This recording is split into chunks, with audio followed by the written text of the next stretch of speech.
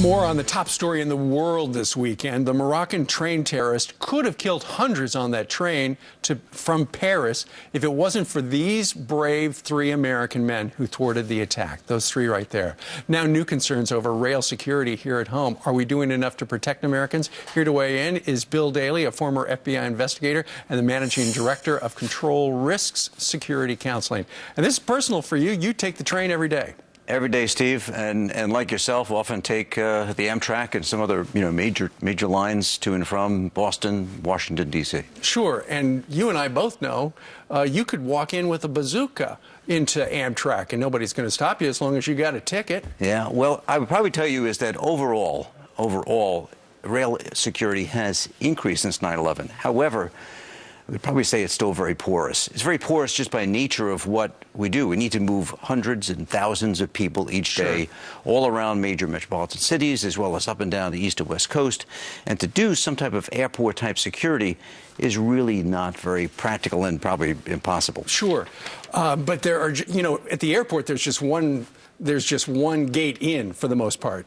On the subway, every subway train stop has 5, 8 different entrances. It's impossible to police. It is. Now, like yourself and others who maybe visited New York have seen an increase both in police presence. They may have tables set up. They periodically do random screening. Those are the kinds of things that becomes this kind of amalgam of security measures looking at the safety of train security. If you go to major train stations around the country, certainly here in the Northeast, you'll see police, National Guard, heavily armed teams standing there as being a deterrence and response.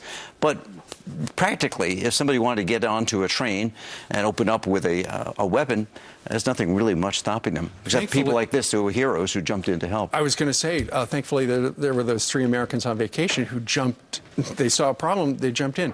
This guy, the suspected terrorist who, got off a couple of rounds, hurt somebody, stabbed a couple of people as well, he was on a watch list.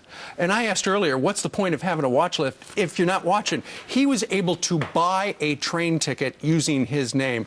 Wouldn't that have set off an alarm bell on the Bill Daley dashboard? Well, certainly on my dashboard it would have set it off. Steve, you really do have to ask that question.